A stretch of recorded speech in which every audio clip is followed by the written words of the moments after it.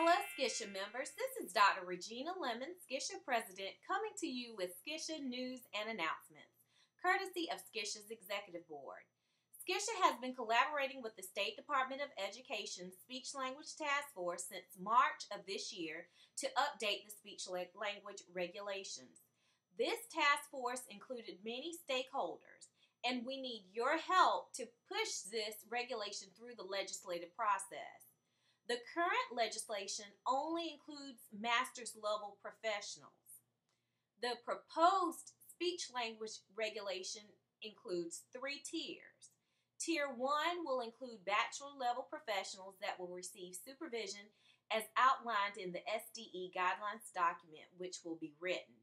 The supervision that Skisha will be proposing will be similar to North Carolina's competency-based supervision system, where supervision is provided for individuals in their area of need. If you really think about it, this is what occurs with a master's level individual during their clinical fellow year. The actual supervision requirements will ultimately be decided by the State Department of Education. As you know, the current regulation does not include bachelor level speech language therapists. The task force considered many current issues in school-based speech language pathology nationwide. In several states, there has been encroachment on our profession, namely State Departments of Education around the country creating new certifications that include individuals with no training in speech language therapy performing therapy. Additionally, ASHA has instituted a new program to include speech language therapists, which emphasizes adequate support via supervision for speech language therapists to facilitate the best evidence-based practice in our profession. Again, this is the same thing that occurs during the clinical fellowship and beyond. The task force sought to be forward thinkers by including the tier with speech language therapists in South Carolina public schools. After all, speech language therapists are already working in the public schools. Many individuals with and without a master's have received supervision over the years to improve their skills and abilities. Therefore, why not formalize this process by adding it to the new speech language regulation? Please realize that the 2015 deadline would have excluded SLTs with bachelor level degrees from practicing in SC public schools. Also included in Tier 1 are individuals with a master's degree in an area other than speech language pathology. However, their pay will not be affected because they have earned a master's degree. It's simply in another discipline. Tier 2 includes individuals with a master's degree in speech language pathology that have yet to obtain the certificate of clinical competence. This tier will also include individuals completing their clinical fellow.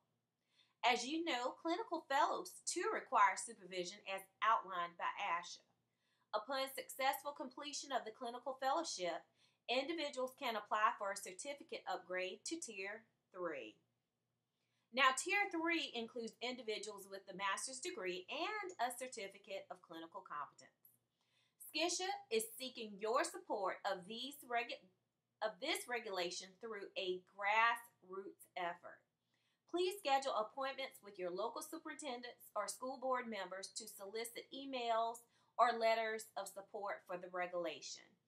There is an attached list of superintendents and their contact information. We encourage you to assist us in this effort to let Dr. Zayas, State Superintendent of Education, know that we want to keep a place for our bachelor level SLTs because they provide an important service to the children of South Carolina. Please send letters of support by October 10th, 2011 to J.W. Ragley, Legislative and Public Affairs, South Carolina State Department of Education, care of Dr. Mick Zayas, State Superintendent, 1429 Senate Street, Columbia, South Carolina, 29201. Or you may email those letters to Ragley, Ragley, @ed.sc.gov.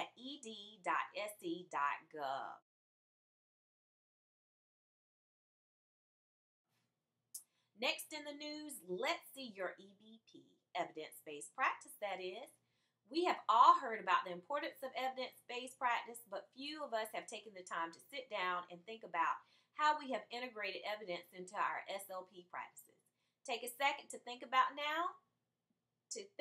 now, and if you find you are someone who has integrated evidence into practice, we want to share your experience as part of the SCISHA 2012 Evidence-Based Practice Grand Rounds, hosted by the Research Committee. If you're interested in sharing your use of EBP with your colleagues, please submit a description of how you have used evidence-based practice, including how you found the evidence, how you integrated the evidence into your practice, and how evidence made a difference in your practice. Please submit these descriptions to Dr. Heather Bonilhah, BONILHAH,